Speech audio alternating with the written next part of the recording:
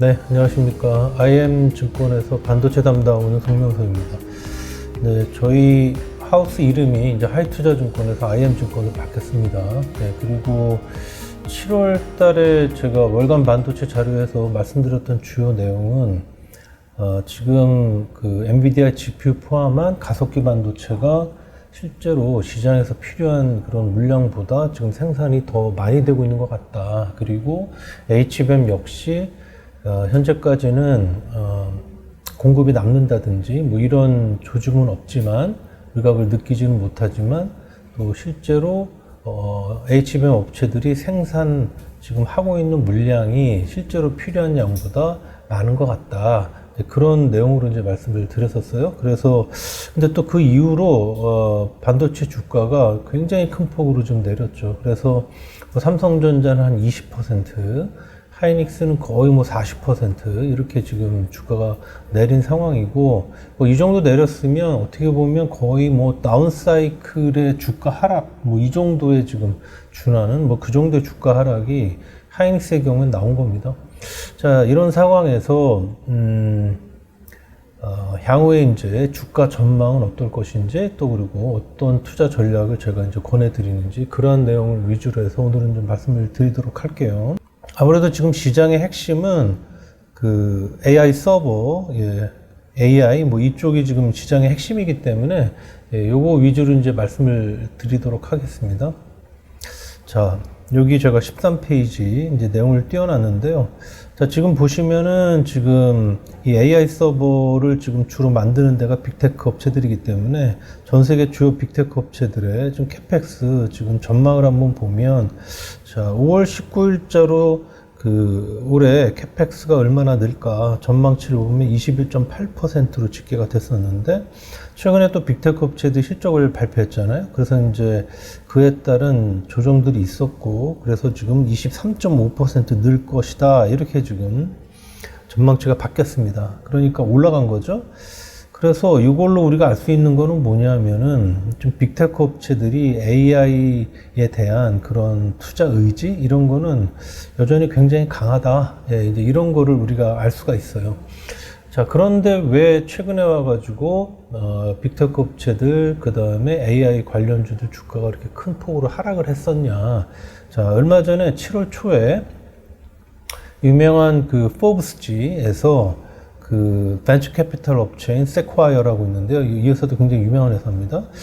이 회사의 이제 보고서를 이제 보도를 했습니다. 그 내용을 보면 최근까지 AI 부분에 대한 투자 금액이 6천억 달러. 그러니까 이제 우리나라 돈으로 한 800조 원 되는 거죠.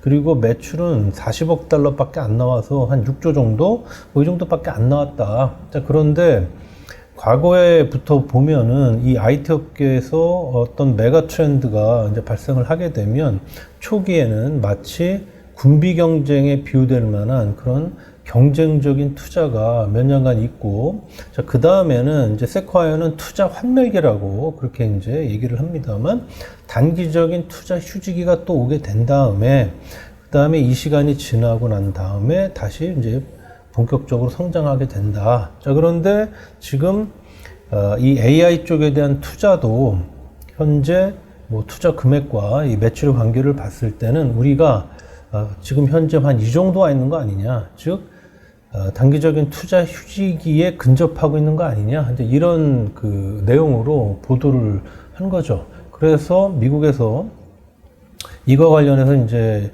굉장히 큰 반향이 있었고요. 자, 이러다 보니까, 자, 기억나시겠지만, 자, 인터넷이 처음 등장할 때도요, 그때는 이제 그 시스코 시스템즈의 인터넷 장비였는데, 그때도 경쟁적인 그런 확보, 그 다음에 투자를 하면서, 이 시스코의 인터넷 장비가 엄청 많이 이제 그 매출이 일어났었죠. 그랬는데 투자 휴지기로 접어들면서 시스코의 주가가 80%가 하락하는 그런 일이 있었습니다. 그러니까 지금 현재는 그 엔비디아의 GPU인데, 자, 엔비디아의 GPU도 이제 그런 상황이 발생하면 어떡하냐, 이제 그러한 두려움이 이제 발생을 했던 겁니다. 자, 지금 이런 지금 상황인데, 자, 그러면은 이런 상황이 발생할 수도 있고 발생하지 않을 수도 있습니다. 지금 실제로 이 빅테크 업체들이 AI 서비스를 자기네들이 하는데 그거에 필요한 그런 서버 양보다 지금 더 많은 양을 채워놓고 생산하고 있다는 건 확실한 걸로 보여요. 예, 항상 뭐 그랬던 것이고. 그런데 이제 내년에 가서도 그건 모르겠고 우리는 그냥 내년에도 계속해서 강력한 투자를 하련다. 이렇게 결정해 버리면 그러면은 이 경쟁적인 초기 투자기가 좀 더 이어질 수도 있는 겁니다. 자, 그래서 지금 어떻게 될지는 사실은 아직은 알 수가 없어요. 자, 그런데 만약에 이러한 어떤 큰 변화가 온다 그러면 언제쯤 올 수 있을까? 저는 그걸 우리가 가장 빨리 알 수 있는 시기는 아마도 내년 1분기 말이나 2분기 초 정도가 되지 않을까. 그렇게 저는 생각을 합니다. 자, 일단은 올해 계획된 대로 데이터 센터 짓고요. 거기다 이제 AI 서버들을 엄청 이제 채워 넣는 이제 그런 일들을 할 겁니다. 일단 계획된 건 할 거고. 자, 그런데 이제 내년에 들어가서 올해를 리뷰를 할 텐데, 자, 우리가 AI 쪽에 이 정도의 투자를 했는데, 근데 우리가 기대하고 있는 최소한의 AI 매출은 또 어느 정도 있을 것인데, 예를 들면은 실제로 AI 매출이 그걸 큰 폭으로 하회한다든지, 또는 거기에 더해가지고 마침 그때 경기 둔화가 온다. 자, 경기 둔화가 오게 되면 그러면 아무래도 실적은 좀 둔화될 수 있고요. 그 다음에 빅테크 업체들의 재무 구조는 좀 둔화될 수 있고요.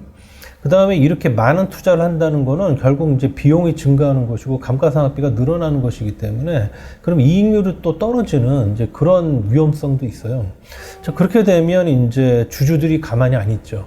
그래서 이제 이러한 것들이 모두 고려가 되어서 우리가 지난 한 2년간 굉장히 큰 투자를 했는데 이제 올해는 조금 투자를 슬로우 다운 해야 되겠다. 그래서 뭐 내년 설비 투자를 올해보다 줄이지 않더라도 만약에 설비 투자액의 증감률을 이제 5%보다 조금 낮게 한다든지 뭐 이런 식으로 돼버리면 지금 우리가 기대하고 있는 시장이 기대하고 있는 내년에 엔비디아의 GPU의 성장률, 그 다음에 HBM의 성장률, 자, 이런 것들이 한순간에 내려가는 그런 상황이 이제 발생할 수도 있다. 이제 그런 얘기입니다.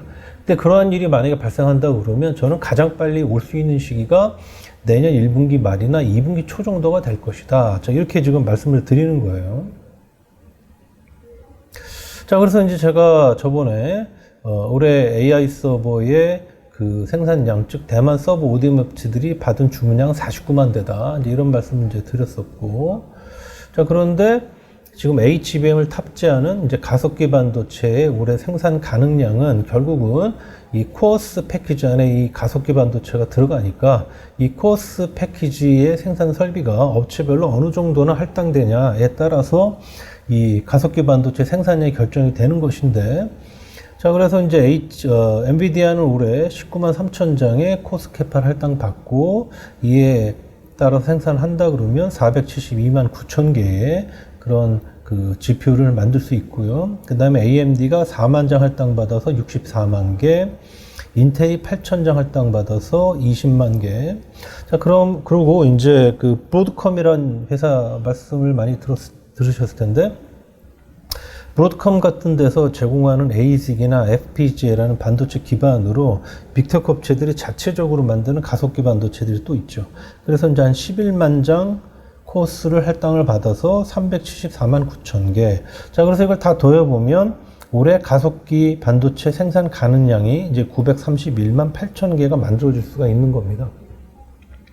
자, 그런데 여기서 엔비디아만 보면 엔비디아가 올해 생산 가능한 472만 9천 개의 이 GPU들이 AI 서버당 8개씩 들어가거든요.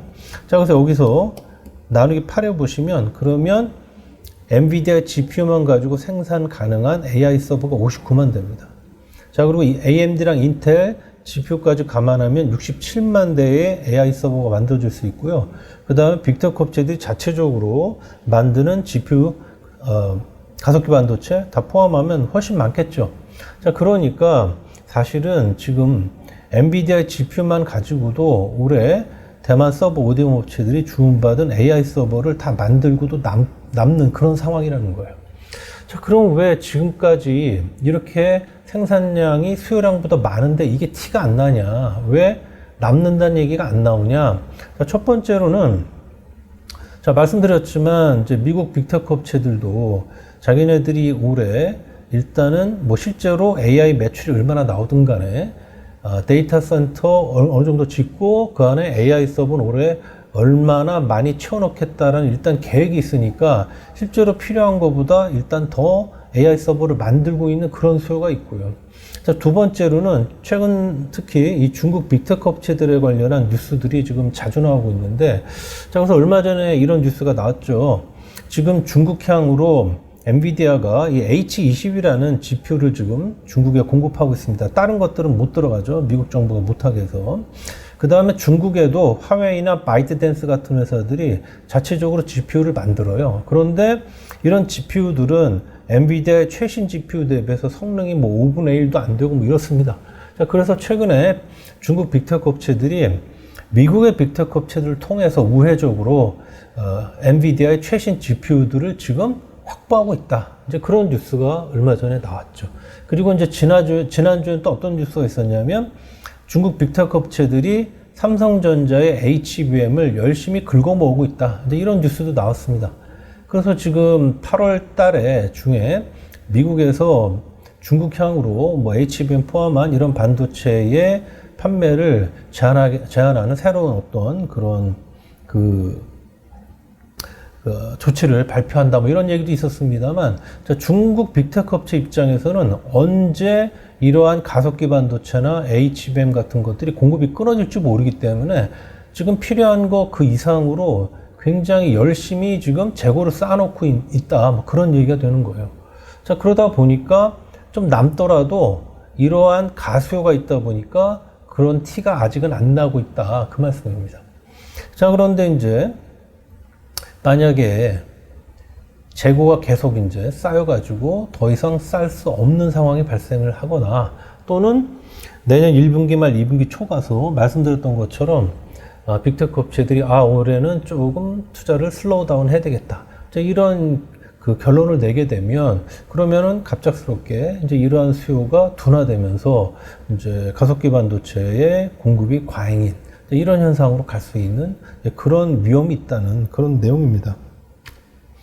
자, HBM을 한번 보시면, 자, HBM도 제가 생산량이 지금 수요량보다 많다고 저번에 말씀드렸었죠. 그래서 지금 가속기 반도체를 올해 931만 8천 개 만들 때 HBM의 최대 수요량은 8억 8,200만 기가바이트인데, 그런데 올해 HBM 업체들의 생산 계획을 보면 하이닉스가 7억 기가바이트고 삼성전자가 6억 기가바이트, 마이크론이 0.8억 기가바이트니까 생산 계획이 13.8억 기가바이트니 이게 실제 수요량 8.8억 기가바이트보다 꽤 많다.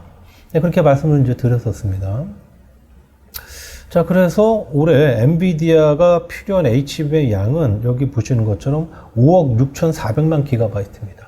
자, 그런데 하이닉스가 올해 7억 기가바이트를 생산할 계획을 갖고 있으니 사실은 엔비디아는 하이닉스의 물량만으로도 자기네들이 필요한 양을 다 충족시키고도 좀 남는 거죠. 그래서 하이닉스가 지금 엔비디아한테 주로 팔지만 AMD한테도 좀 팔고 미국의 빅테크 업체들한테도 또 HBM 좀 팔고 그런 상황이란 말이에요. 자, 그러니까 엔비디아 입장에서는 하이닉스 물량 갖고도 충분하니까 현재까지는 삼성전자 HBM을 굳이 사갈 이유도 없었고, 또 그러다 보니까 또 HBM3E 같은 신제품의 인증을 뒤로 미루고 하는 그런 일들을 했다. 저는 그렇게 지금 생각을 하는 거예요. 자, 그런데 이제 내년이 되면 얘기가 좀 달라질 수 있지 않습니까? 올해는 8.8억 기가바이트 이제 필요한데, 지금 엔비디아가 올해는 TSMC한테 15만 8천 장의 코어스 캐파를 받아가지만 내년에는 지금 30만 장을 달라고 한다라는 겁니다. 자, 그러면은 엔비디아는 내년에도 이제 100% 가까운 성장을 지금 기대하고 있다는 얘기인데, 자, 그러면은 뭐 HBM 업체들이 생산 설비를 지금 늘리고 있긴 합니다만, 적어도 단기적으로는 뭐 내년 물량을 공급해야 되는 올해 4분기, 내년 1분기 초에는 하이닉스 물량만 가지고는 엔비디아의 물량이 다 커버가 안 되는 그런 상황이 발생할 수가 있잖아요. 그러다 보니까 올해 하반기에 엔비디아가 삼성전자 HBM3E 제품에 대한 인증을 해주고 그 물량을 올해 4분기부터 가져가려고 하는 그런 지금 상황이다. 그렇게 지금 판단이 되는 겁니다. 자, 그런데 이제 돌려서 얘기를 해보면 내년에 100% 성장한다고 그러면 올해 8.8억 기가바이트가 최대 수요량이니까요. 내년에 이제 18억 기가바이트 되는 거죠. 그런데 올해 생산 계획이 13.8억 기가바이트라는 얘기는 이게 이제 생산 계획이라는 게 그 수율까지 다 감안한 생산 계획이니까 실제 생산 설비 자체는 13.8억 기가바이트보다도 훨씬 많은 양을 만들 만큼 이미 생산 설비는 만들어져 있는 거예요. 그런데 여기에 지금 이 HBM 업체들이 내년에는 생산 설비를 2배로 또 늘린다고 하잖아요.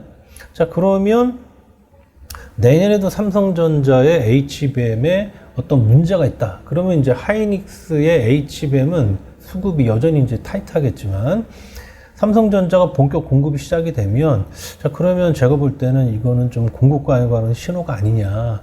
그렇게 지금 말씀드릴 수가 있다는 얘기입니다. 자, 그래서 제가 이렇게 말씀을 드리면 그러면 이제 보통 이제 이런 질문들을 하십니다. 그런데 반도체 회사들은 내년까지 자기네들이 생산할 게 이미 솔드아웃 되었다. 그렇게 얘기를 하는데 그건 또 뭐냐?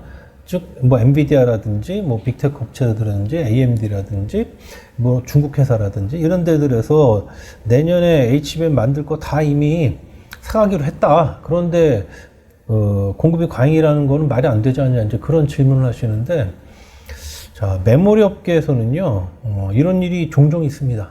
자, 뭔 얘기냐면, 자, 맨 윗단에 이제 빅테크 업체들 있죠. 자, 빅테크 업체들이 실제로 올해 뭐 한 8개 정도 필요한데, 이제 모자라고 또 경쟁적으로 확보해야 되다 보니까, 이제 엔비디아한테 가서, 야, 우리 10개 필요하다. 이렇게 이제 그 부풀려서 얘기하는 겁니다. 자, 그래서 최대한 많이 확보하려고 이제 그렇게 이제 얘기를 하고, 그 다음에 또, 야, 우리가 올해는 10개 필요한데, 내년에는 이거 20개 필요해. 그런 식으로 얘기를 해요. 그러면 이제, 그, 엔비디아는 고객들이 내년에 2개 필요하다고 하니까, 뭐 조금 약간의 의심이 있다 하더라도, 자, 그렇다 하더라도 일단 TSMC한테 가서는, 야, 우리가 올해, 코스케파 15만 8천 장 받아갔지만 지금 고객들이 내년에 2배로 늘려달라고 그러니까 한 30만 장은 니네가 준비해줘야 돼. 이렇게 얘기를 하고요. 또 하이닉스 삼성전자한테 가가지고는 야, 우리가 올해 이만큼 가져가는데 내년에 2배로 지금 더 가져갈 거니까 그 캐파 좀 준비해줘. 이렇게 얘기하는 겁니다. 자, 그러면 HBM 업체 입장에서는 이제 고객이 그렇게 얘기를 하니까 일단은 그걸 맞춰줘야 되고 이거에 대한 의심이 좀 있다 하더라도 만약에 하이닉스가 내년에 공급 과잉이 될 수도 있다라는 생각으로 생산 설비의 확장 속도를 늦춘다. 자, 그러면 지금 마이크론이나 삼성전자 입장에서는 하이닉스에 뒤떨어진 거를 만회하기 위해서 일단은 시장 점유율을 엄청 높여야 되고 하이닉스가 생산 설비 확장을 덜 하는 만큼 그만큼은 이제 자기네들이 하려고 할 거예요. 자, 그렇기 때문에 그런 생각을 일부 좀 한다고 하더라도 생산 설비 확장 계속 할 수밖에 없는 거예요. 자, 이제 그렇게 됐는데, 그래서 이제, 반도체 회사들은, 엔비디아가 이제 그렇게 얘기를 하니까, 또, 내년에 우리가 이 정도 생산 설비 늘리고, 그거는 뭐 엔비디아가 다 가져가기로 했다. 이렇게 말을 합니다. 자, 그런데, 만약에 내년 1분기 말 2분기 초에 가가지고 빅테크 업체들이 갑자기 이제 엔비디아한테 와가지고 아, 우리가 내년에 올해 이제 20개 가져가려고 그랬는데 지금 뭐 경기도 안 좋고 그 다음에 조금 과잉 투자한 것 같다. 올해 사가려고 그러는 거 한 15개로 줄일게. 이렇게 또 얘기를 해버리면 그럼 그게 이제 또 밑으로 내려와서 엔비디아가 하이닉스나 삼성전자한테 야, 미안하게 됐는데 근데 캐파 우리가 이렇게 좀 늘려달라고 했지만 근데 이제 물량을 조금 덜 가져가야 되겠다. 이렇게 얘기를 하게 되는 겁니다. 이런 게 종종 있는 일이에요, 이 업계에서는. 그래서 흔히 들으시는 얘기가 오더컷이라는 얘기 이제 업황 나빠지기 시작할 때 자주 들으시잖아요. 그게 바로 오더컷입니다. 그러니까 이렇게 확정됐다라고 얘기를 하더라도 이 물량, 특히 가격에 대해서는 이게 바인딩이 되어 있는 게 아닙니다, 보통은. 자, 그래서 이런 그 일들이 일어날 수도 있습니다. 물론 아까도 말씀드린 것처럼 빅테크 업체들이 계속적으로 필요한 거 이상으로 내년에도 설비를 확장하겠다, 더 사가겠다, 그러면 이어질 수 있는 거고요. 자, 그래서 이제 그런 그 상황이니까, 요런 그 가능성, 요것도 염두에 두실 필요가 있다. 이제 그런 얘기입니다. 자, 그래서 이제, 현재 그, 언론에서 이제 삼성전자가 HBM3E가 뭐 인증이 됐느니 맞느니 뭐 많은 얘기가 있었죠. 뭐 로이터도 또 보도를 했었고. 근데 제가 전에 그 삼성전자 현재 인증 상황에 대해서는 이제 말씀을 드렸었죠. 예, 지금 그대로입니다. 아직은. 지금 HBM3에 대해서는 5월 말에 삼성전자 인증 끝내고 지금 팔고 있고요. 엔비디아 향으로. 이게 이제 중국향 H20에 들어가고 있고요. 그 다음에 HBM3E 8단은 6월 달에 단품 칩 인증을 끝냈고요. 자, HBM이라는 건 이렇게 칩들이, 단품 칩들이 8개, 뭐 12개씩 이렇게 쌓여가지고 하나로 만드는 게 이제 HBM이잖아요. 자, 그래서 이 단품 칩에 대한 인증은 6월 말로 끝났고, 지금 7월 들어와서 이 HBM을 코어스라는 그런 그 패키지 안에 엔비디아 GPU랑 같이 넣어서 이런 완성품 상태로 지금 현재 인증을 진행하고 있어요. 자, 이게 이제 그 랩 환경에서 인증은 아마도 9월 초중순 정도에 아마 결론이 날 것 같고요. 그 다음에 또 실제 서버 환경에서의 최종 인증이 남아 있는데, 그거는 아마도 이제 4분기 중에 나올 것 같습니다. 그런데 보통 랩 환경에서 인증이 끝나면요, 그러면은 보통 발주를 하게 됩니다. 그래서 이제 삼성전자 HBM3E 8단이 9월경에 발주가 시작될 가능성도 있어요. 현재 상황은 그렇고요. 말씀드렸지만 현재 돌아가는 상황으로 봐서는 삼성전자 HBM3E 8단, 뭐 나중에 12단도 그렇겠지만은 인증받고 공급이 시작될 가능성이 현재 상황상 높다. 이제 그렇게 제가 말씀을 드리는 거죠. 자, 그래서 지금 그 HBM 관련한 얘기 제가 말씀드렸고요. 자, 이제 그런 상황에서 일단은 지금 조금 이제 투자 심리에 약간의 지금 변동을 주고 있는 것이 그 설비 투자 금액인데요. 자, 올해 그 반도체 회사들이 특히 D램 설비 투자액을 엄청 늘립니다. 캐펙스를. 그래서 지금 삼성전자가 올해 D램 캐펙스를 한 21조 원 정도, 그리고 하이닉스가 한 16조, 17조 원 정도, 이 정도 쓸 것 같고요. 그 다음에 마이크론이 올해 4분기부터 매 분기 최소 30억 달러 이상씩 쓰겠다고 하니까 내년에는 아마 마이크론도 한 130억 달러, 그러니까 우리나라 돈으로 한 17조, 18조 뭐 이 정도 쓸 것 같습니다. 굉장히 큰 폭으로 느는 거고요. 그래서 올해 D램 캐펙스는 작년 대비 62% 증가할 걸로 지금 보여집니다. 그동안에 이제 메모리 반도체 업황의 장기 호황, 특히 이제 D램의 장기 호황을 얘기했던 중요한 논거 중에 하나는 설비 투자액은 늘지만 이게 주로 HBM 쪽으로 늘기 때문에 HBM은 생산 그 효율이 떨어진다. 그러니까 HBM을 제외한 이 레거시 D램 이쪽으로는 더 생산 증가율이 낮고, 그러니까 장기적으로 업황은 계속 좋다. 이게 이제 중요한 논거 중에 하나였거든요. 근데 이제 이번에 삼성전자가 P4 라인 투자 재개한다. 그리고 이제 하이닉스가 M15X 라인 지금 건설한다 하면서 이 레거시 D램도 생산 설비를 늘리겠다. 이제 이렇게 얘기를 했죠. 그래서 물론 이 라인들에서 실제 생산이 증가하려고 그러면 빨라도 내년 하반기긴 한데, 자, 그런데 투자 심리상으로는 아까 말씀드린 그 논리가 조금 손상이 간 거죠. 그래서 이것도 약간 이제 주가의 어떤 투자 심리에 좀 안 좋은 영향을 좀 줬던 것 같아요. 자, 그래서 제가 그 업황 그 사이클의 시나리오를 하나 말씀드리려고 하는데, 자, 지금 이 시나리오가 100% 현실화될 거다, 이런 확신은 없습니다. 자, 그런데 이럴 가능성도 꽤 있으니까 이제 참고하셔라, 이제 그런 측면에서 제가 말씀을 드리는 거예요. 자, 낸드는 일단 생략하고 D램만 말씀드리면, 작년에 D램 생산 증가율이 마이너스 5%였습니다. 업계 전체적으로. 자, 그리고 작년에 D램 수요 증가율은 7%였어요. 자, 그러다 보니까 작년 2월 달부터 메모리 반도체 시장 규모가 커지기 시작을 했습니다. 자, 업사이클이 시작이 된 거예요. 자, 그리고 작년에 DRAM 출하 증가율은 12%였어요.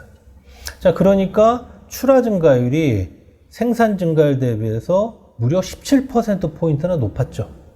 자, 그러니까 이 얘기는 뭐냐면 역대 최고 수준의 그런 재고를 갖고 있던 반도체 회사들이 작년부터 재고를 굉장히 빠르게 줄이기 시작했다. 이제 그런 얘기입니다. 자, 그리고 출하 증가율 12%는 수요 증가율 7%보다 또 5%포인트가 높잖아요. 자, 이 얘기는 뭐냐면 고객들이 실제로 필요한 수요량보다 더 많은 DRAM을 사갔다는 얘기입니다. 그러니까 고객들이 필요한 거 이상으로 사가니까 재고가 이제 늘기 시작했다는 얘기죠. 자, 그래서 메모리 반도체의 그 상승 사이클은 어떻게 오게 되냐면 첫 번째로는 당연히 이제 수요가 증가하고요. 두 번째로는 고객들이 재고를 다시 채우는 그런 가수요까지 붙으면서 상승 사이클이 시작이 되는 거예요. 그게 작년 2월 달부터 시작이 됐다는 얘기입니다. 자, 그럼 올해는 어떠냐? 자, 올해는 재공품 포함 기준으로, 이 재공품 포함 기준이라는 게 중요해요. 업계 올해 DRAM 생산 증가율이 12%입니다.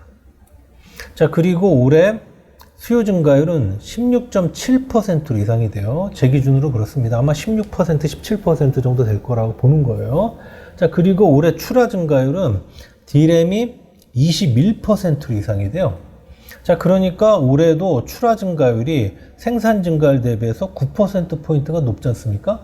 그래서 올해도 반도체 업체들은 계속 재고를 줄이고 있는 겁니다.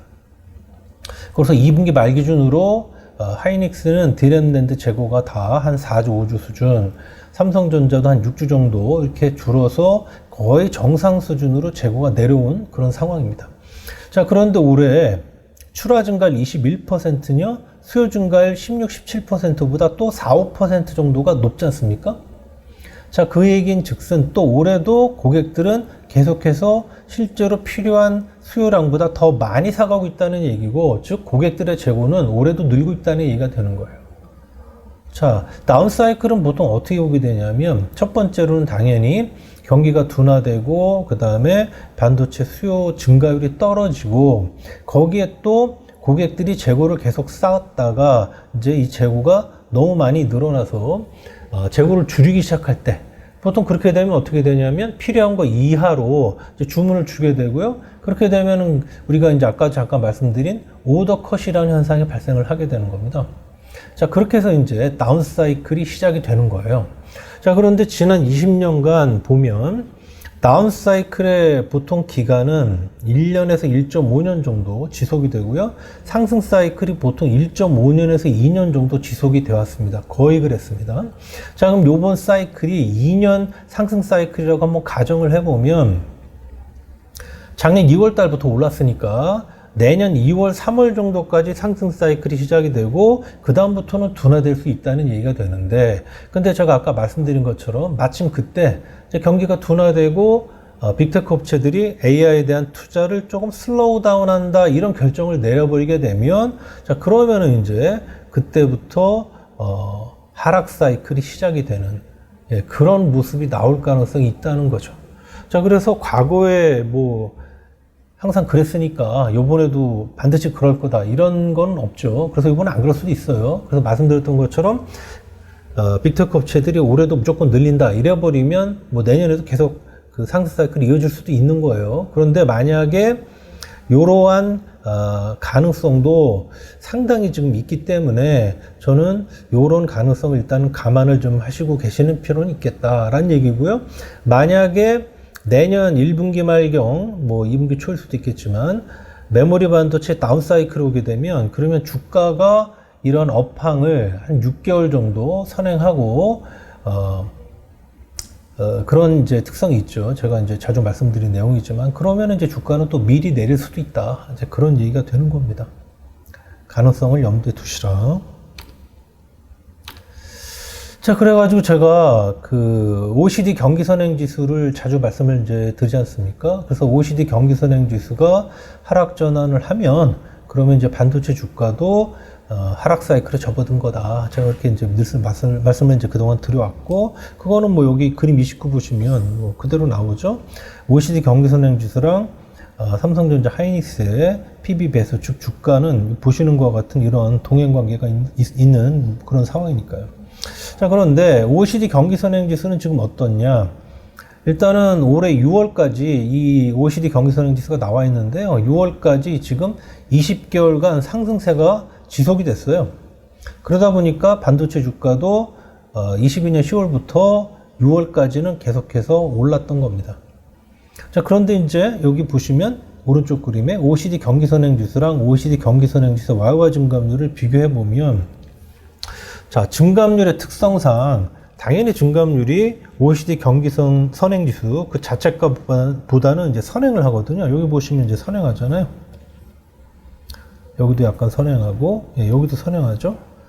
자, 그런 상황인데 지금 OECD 경기선행지수는 6월까지는 오르고 있지만 OECD 경기선행지수의 YOY 증감률은 지금 이미 꺾인 지 7개월이 지났다 라는 겁니다.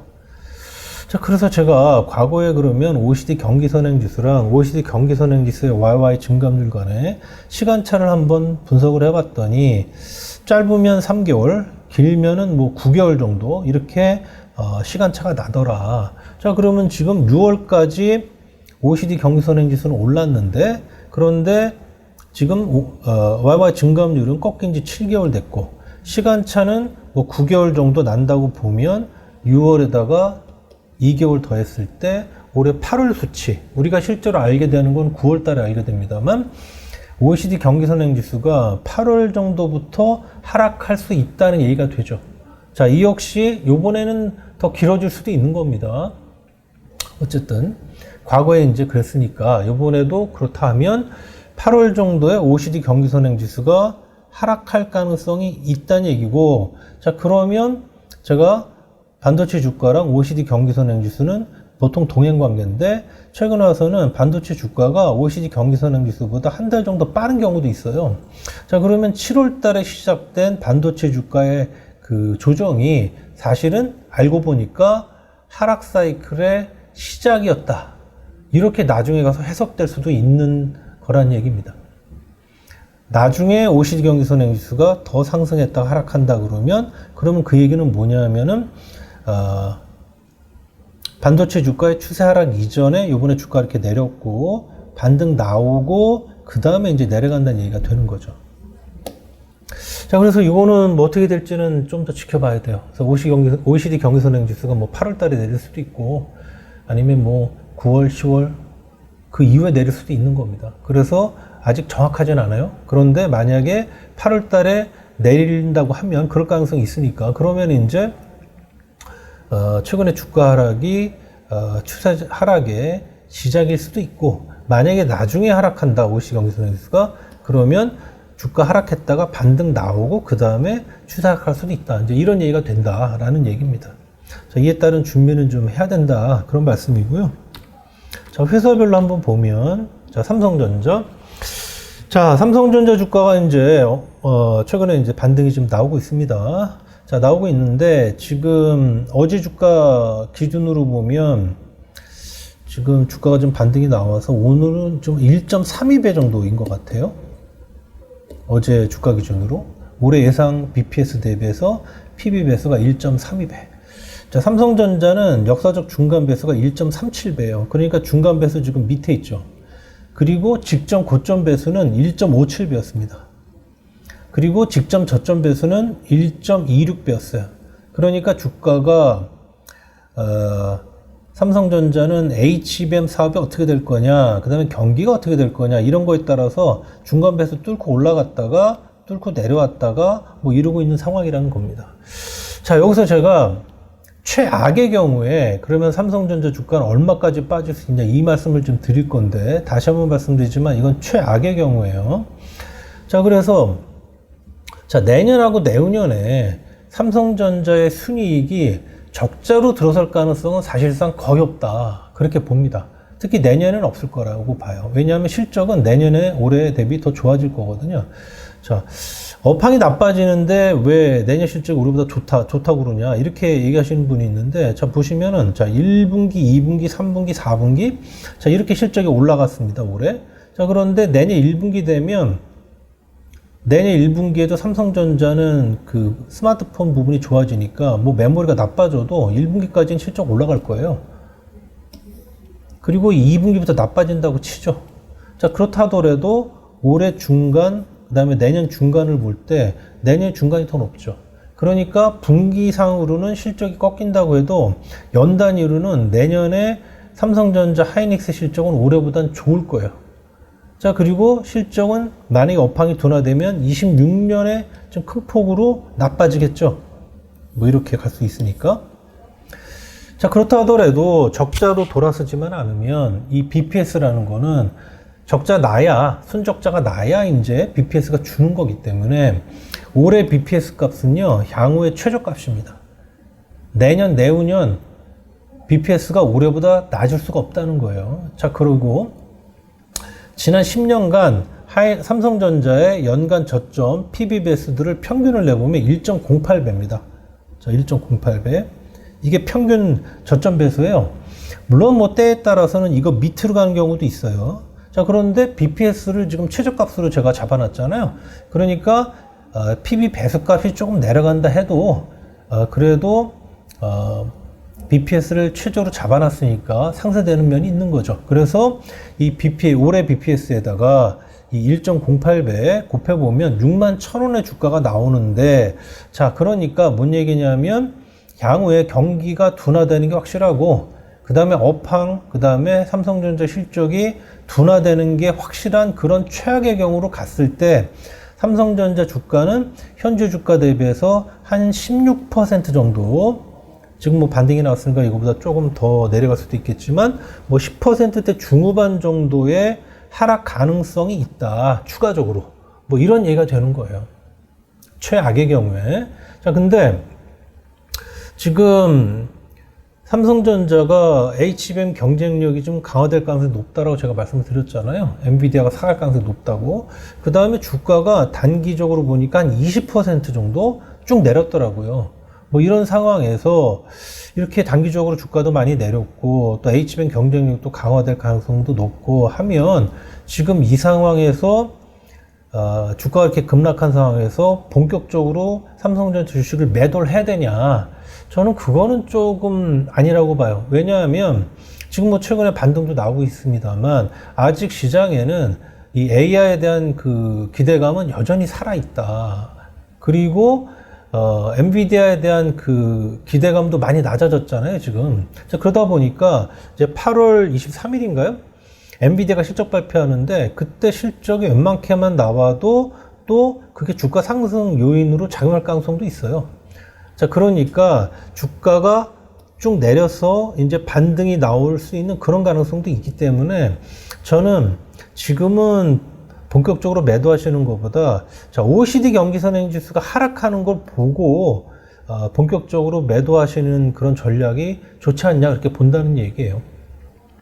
자, OECD 경기선행지수가 하락하는 걸 보고 파시면 피크 대비해서 한 달이나 두 달 정도 늦게 파시는 거일 수는 있는데 그런데 이미 주가가 한번 크게 내렸잖아요.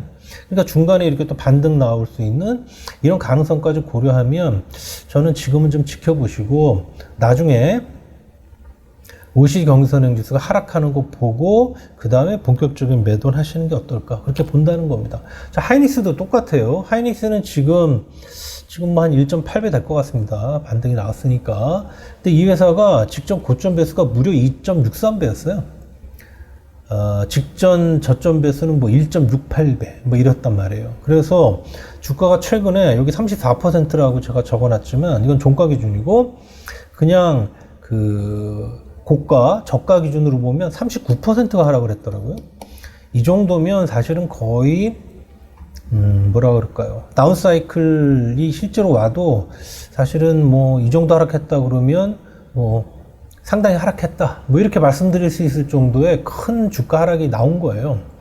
자, 그래서 하이닉스도 25년, 26년 순이익이 적자로 돌아설 가능성은 사실은 뭐 굉장히 낮기 때문에 25년은 전혀 없고요.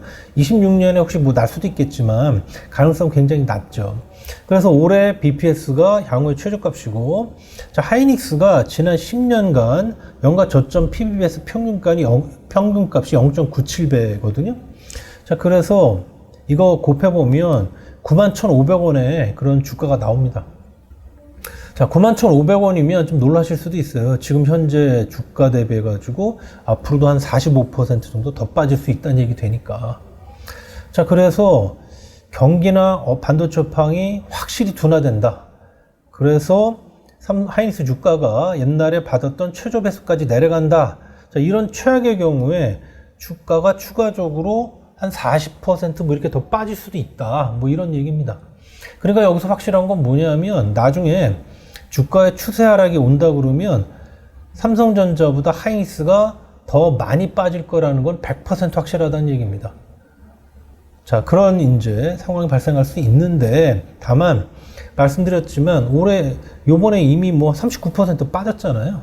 자, 그리고 중간에 주가 반등 가능성은 충분히 있어요. 추세 하락 이전에.